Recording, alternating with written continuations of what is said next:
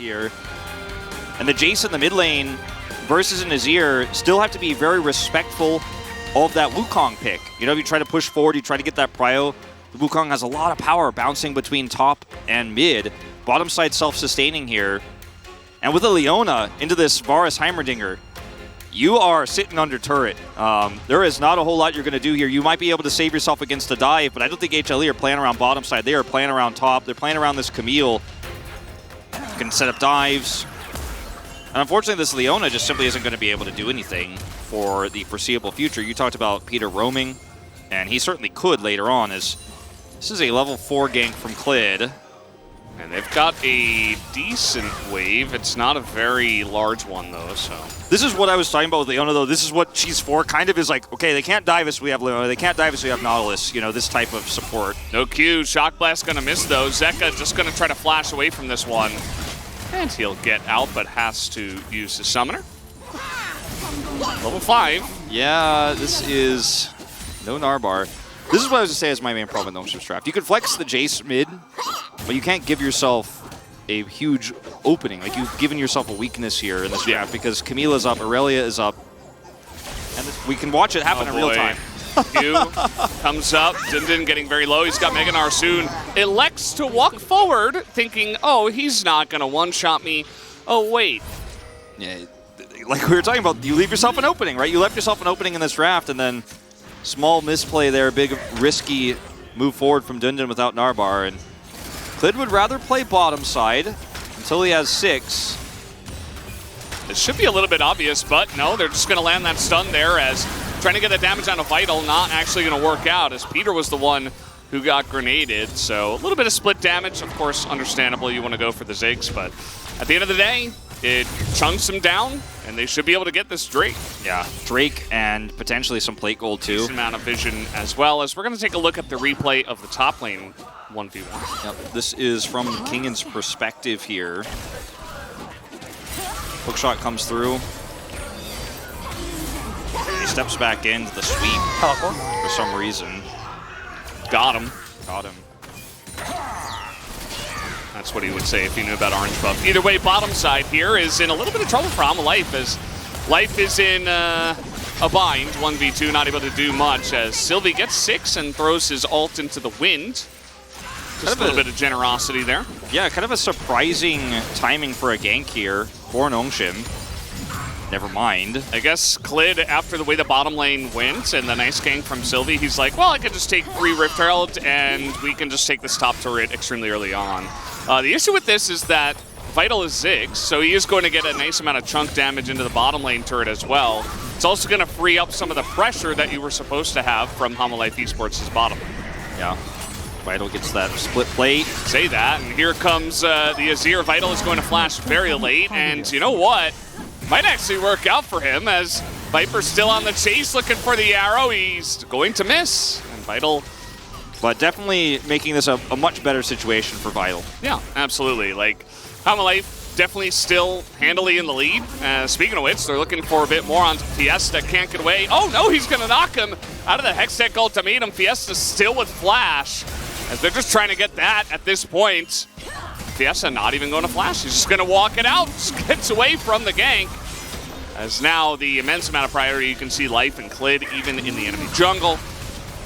Yeah, it's a really nice idea. Oh, they're even going to come in here as there is a big grenade, but they're going to get on top of King in here. And again, the rotation there for Nongshim. And they even hand that kill over to Dindin. Trying to get this turret down. Okay. Wait, will he pay for it? Take a massive amount of damage to do that. Now he's just going in onto Dindin, but the entire team, or at least Peter, is making his way up. Not actually able to force Kingen into the committal there, though, was Dindin. And Mega Gnar a little bit slow.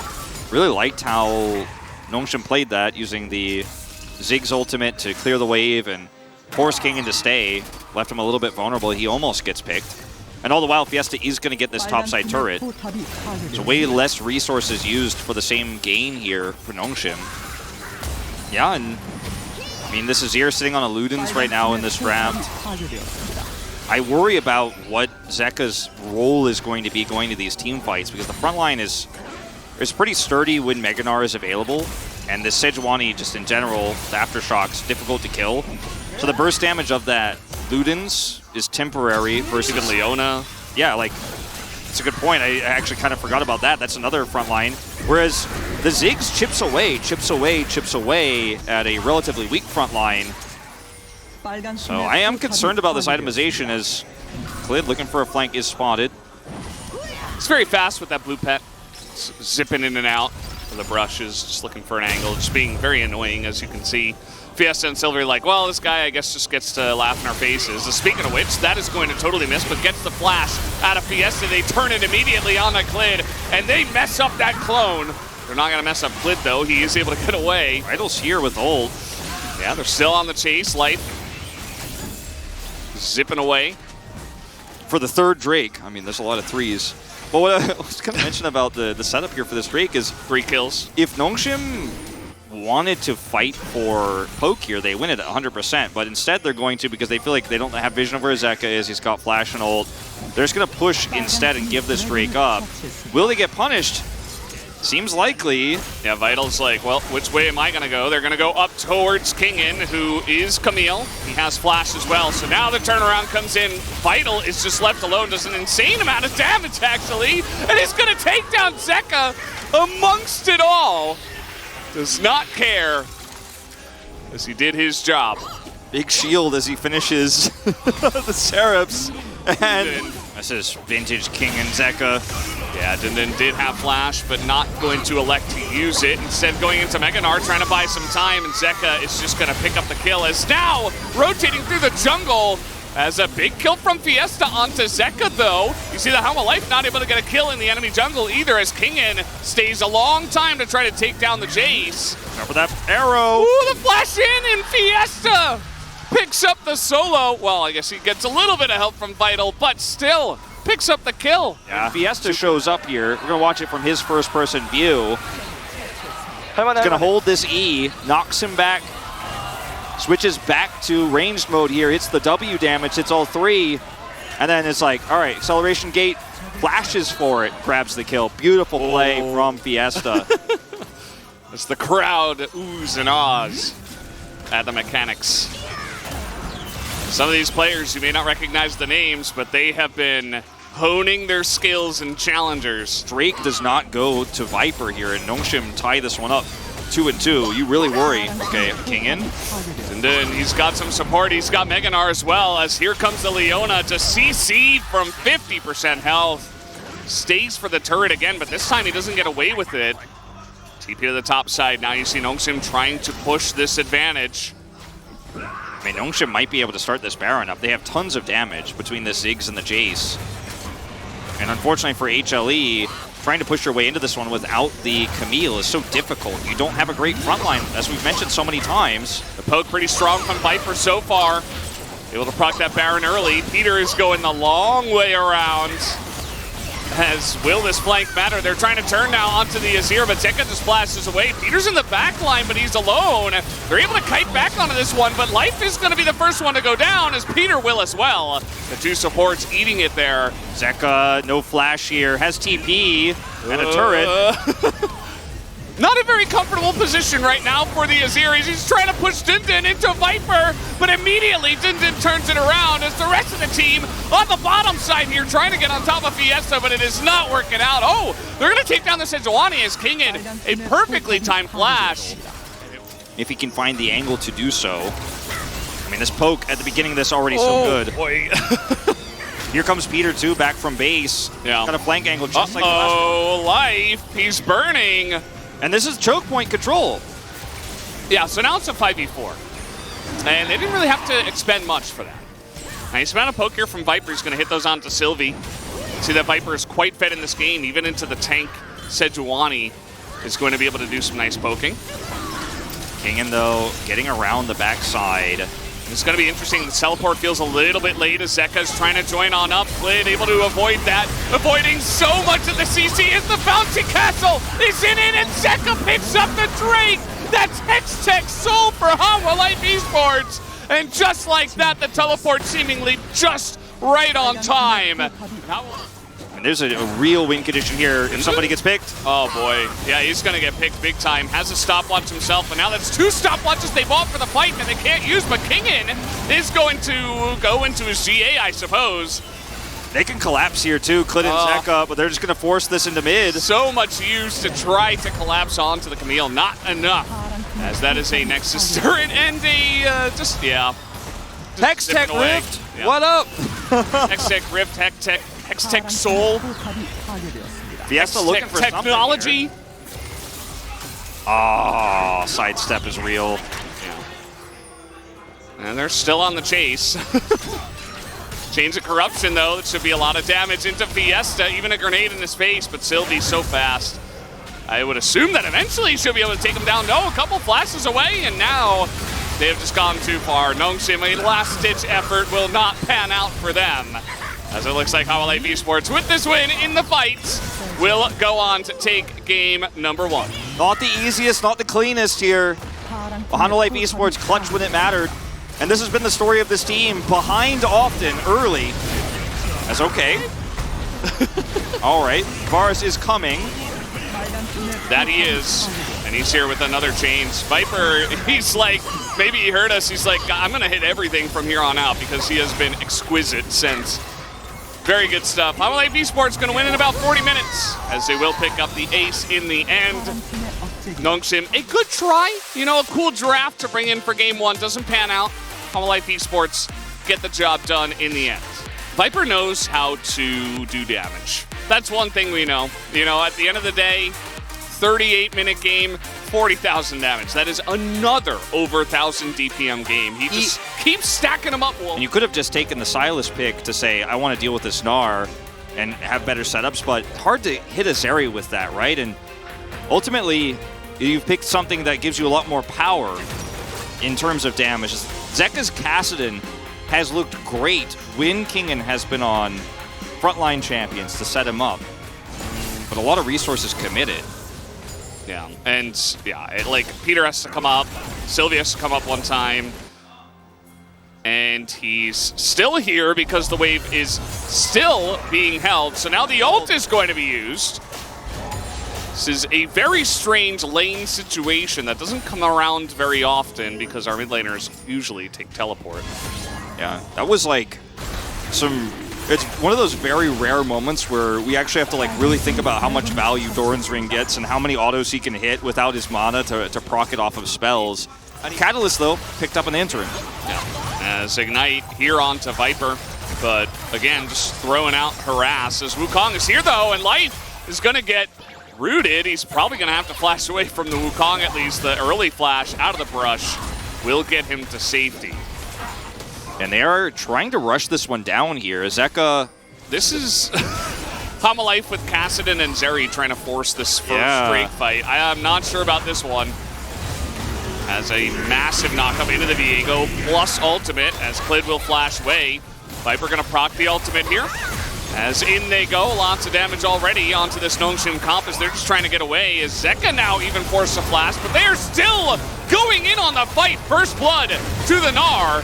As Dundon incredibly strong, but eventually will be taken out. Yeah, the setup there was really nice for Nongshim to try to hold on to this, but at the end of the day, I mean, all the CC is used kind of independent of each other, and Zeka can flash over the wall there when they commit to try to kill him. And in the middle of the fight there, Dundon is kind of left on his own because Kassadin could chase infinitely, Zeri could chase infinitely, even though Viper's ult wasn't great. Viego is like happy. That's exactly what we were talking about, the win more, as now, speaking of which, Zeka in a bit of trouble. The flash over from Sylvie means that he is going to collect a kill. Nicely done. Really good call from Sylvie. He knows he has flash advantage. Zeka flashing in that last team fight. He has level 6. Trying to land this Rift Herald. They did get that from the initial play. All things considered, Zeka is trading heavily in here. He knows he has life nearby. And with that, Nongshim will get the plates and get out of there. They're like, well, we don't want to overstay our welcome. Not in this scenario, as Sylvie may have just done that, but clones out. Clones out. He's playful.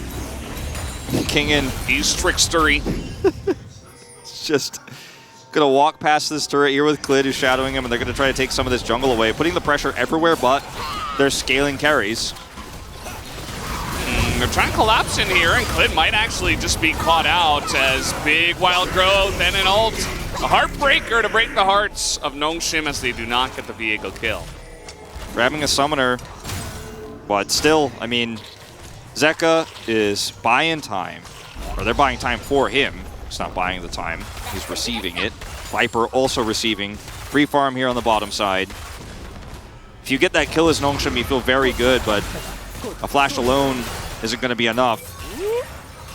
Yeah, and Vital is not doing well in this 1v1. He's getting chunked so much, but Viper may have baited himself into this. They're trying to 100-0 him. The second Cyclone comes in, and there he goes!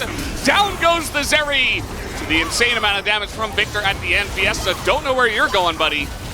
He has some backup at least. A big chunk into the Victor. Yeah, that was the angle for Sylvie to pick up Viper here, take out the Zeri, and now this fight is winnable. Zeka just wasn't here, and he got baited. As you said, straight up. Now Kingen has Narbar. Do you have enough damage to win this fight with a Kassadin on 2 rod stacks? A full tier, sure, but no real damage. Look at the angle that Dundon's got here to block them out on the rotation. They're trying to get in here. Okay, here comes Clid. They do spot him, though, of course, as in he goes, and that will go to the Wukong pretty simply. Dundon constantly having to catch waves with his TP whenever it's up. Hasn't been able to make any proactive plays with it. He is Scion, to be fair.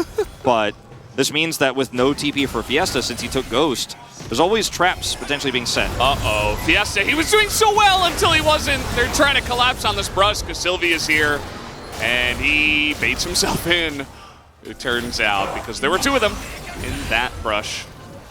And they are going to check their flanks this time. They see look at him go. As well. The Drake is going to reset. And here comes Meganar. In they go. He only gets Rakan, though, as in we go into the bouncy castle as the Scion gets a massive knock-up into Lulu. Nongshim have found the angle as they just dove headfirst into a 3-foot deep pool. It's not what you want to do. That was about as hard forced as it gets. As yeah, you have a strong Kassadin, you have an R-bar. There's still a high amount of burst damage potential with Xayah Victor, right? As Kingen is in no man's land, he is also mini-Gnar. He is also going to use his stopwatch, even though it's 1v2. I suppose trying to buy time for his team to do Baron. If that was the case, then okay, you know. Definitely wanted to go earlier, but this is a level 16 Kassadin. Didn't buy enough time. They decided they're not going to stick to this, as Dundon did have teleport, and they knew it. So they're starting this now. They're going to force that TP. Kingen's Narbar already exposed, and that's what pulls the trigger for them. I think they're like, all right, Kingen can't Gnar, so let's do this. Okay, Zeka going to TP back into the fight. Feels a little bit late to steal. He's going to try anyway, and immediately Clid has to heartbreak out of there. As Zeka, he's in the fight, but it's, you know, you can't force it from there. Like, King is level 15. He's got GA before the fight even begins. Zeka's angle's really good. It's really hard to lock him down right now. Nongshim are taking way too much free damage, but Kingen nearly dies to the Victor as he's trying to get into Meganar, but he's almost going to die. He's trying to run away from the Chaos Storm. It looks like he will, but man, these fights are just on a nice edge as that one goes to that, and a massive Mega in the backside. Kingen finally gets it done, and they take down the Xayah. That's exactly what HLE Esports needed to do.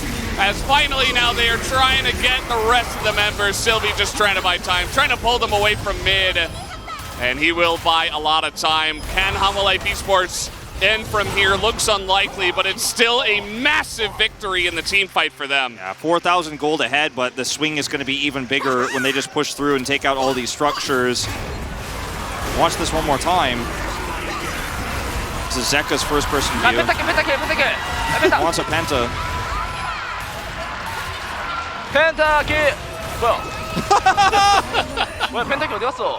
He's like, also I it's a get a Quadra. Penta. Quadra. Lol. And Zeka can play point in front because he can just do this and poke and back out. So once you hit level 16, that's why it's such a, you know, if people don't know this, that's why it's such a huge spike, because the cooldown on your R is just so low. As he's trying to get into the back line now, see what he can do. Also an insane amount of poke goes into the Zhonya's. They're trying to just burst him down, but that's not enough. A ton of Xayah damage on the Kingen, though, as that is going to be the kill onto Vital. First kill in this fight as the kiting back. This time from the Nongshim AD carry is good enough. Viper's trying to do his part. can't chip through the damage of Dundun. As down goes Viper, super low. He's able to kite it back as into Zeka as well. They can't take down Viper either. And the kite back is good enough. And finally the cleanup comes in from Hanwha Life Esports. Dundun, the last one to survive. Viper is insane. That engage from Peter was so clean, and Viper just dodges it perfectly. That was beautiful. I love watching that. Zeri player, one chance you have as Nongshim to lock him down and kill him. Peter sees the angle. The Viper saw it first, man. That's... Saw the lines. I mean, this guy is insane with his positioning. I think it's hard to say that he's not the best positioning AD carry we have in the LCK right now. Like, he just will not be caught. He will not be punished. So slippery on the Zeri. That's going to do it, guys. Game number 2 also into the hands of Hanwha Life Esports. They get it done. They scale up with the Kassadin and the Zeri. And, well, you talked about spiking. They did definitely do a bit of that. Better games from the side of Nongshim. You know, Fiesta had obviously a pretty good performance on the Victor. Thank you very much, guys. This is season 40 PUG interview, and we are here joined by the solo PUG on the side of Hanwha Life Esports, Viper. This is the 5th one of the split, and you are the solo PUG today, and you got 5 PUG so far. 2nd place on the leaderboard. Yeah, I made a huge jump in the PUG standings, so it feels amazing. Well, game number 1, it took a bit of a while for Hanwha Life Esports to get accelerated. And you did more than a 1k damage per minute in that game. Did you know that? Absolutely not. So you were able to showcase a great performance, and we haven't really seen Ziggs Varus matchup on the bottom lane. What do you think about that? I cannot really say game 1 was a stomp. And speaking of the bottom lane matchup, it was pretty, famous back in the days. But right now, there's like no reason to play Ziggs right now. You said game number 1 was not a stomp. I think it's mostly because, Nongshim were able to get some lead based on their poke damage, especially in the mid lane, mid wave. So what did you focus on as the opponent was having the control? Our comp didn't really have a lot of tools to initiate. We had to rely on our mechanics, They had better range compared to us. So we were like, if we play well and if we play good, we'll be able to win. It was a little bit of a dicey comp, I would say. What about your Varus performance? Well, to be honest, it was not about Varus carrying the entire game. I think Camille, Azir, other picks were actually setting up for me. And then game 2, we had Viego, Kassadin, and also Zeri, which was showing us a hint of a very late game. Can you tell us more about that comp? Was that from the players or the coaches? Well, like game 1 and game 2, it was pretty obvious that they were not, Nongshim was not trying to go for Varus. So it was a bit obvious that they were avoiding Varus, so we wanted to draft around Zeri instead. And Hanwha Life, so far throughout the spring split, kind of always went for the late game. Does that mean you are feeling a bit more pressure as a damage carry? Well, not really, because I played Draven several times. The game gets longer, it's not because of our comp, it's just like the game just gets longer, and then we're playing the late game. It's not about, we are intentionally going for the late game draft. And then we saw Xayah Rakan making a comeback in the LCK. How do you rate this duo right now? I think Xayah is a decent pick into Zeri, to be honest. So we were expecting some Xayah in this patch, and I think Rakan is mostly because of maybe the synergy with Wukong. But if you go for Xayah Rakan, Xayah cannot really scale well, because right now in the jungle, well, it's like Sejuani, Wukong, so she can actually have a bit of more tools to survive from them, but Xayah Rakan together doesn't really buy more space for Xayah to scale better. How was laning against Xayah then? It was really not that difficult. It was just someone pushes and the other one just farms and the other way around. And speaking of mechanics, we had some fierce team fight around the Baron. Let's take a look at this. Zuri was in a very risky position, but you didn't die here. You were keep doing damage in this kind of a dicey situation. Wukong actually dived in, you know, in a very risky angle. So I was like, this is our team fight. We're gonna win it no matter what. And then Nar just died. He just got popped. So it was a bit risky for us, but luckily enough, we were able to win this team fight. But I was like, if we actually let them get away without a team fight, the next team fight would be even harder. So I really wanted to commit to this team fight no matter what. And this is the end of the first round robin for Hana Life Esports. You guys were able to win the final match of the first round. So how do you look back at the first round robin? We left so much to be desired. There were so many games, so many matches that we could have won, but we lost them. And I'm so bummed about that. Then what is your mindset for the second round? In the second round, we have to beat every single team we were not able to take down in the first round, and I want to make a perfect run for the second round robin. Anything you would like to tell your fans out here? Thank you for supporting us throughout the first round robin, and we will come back with a lot more stable performance.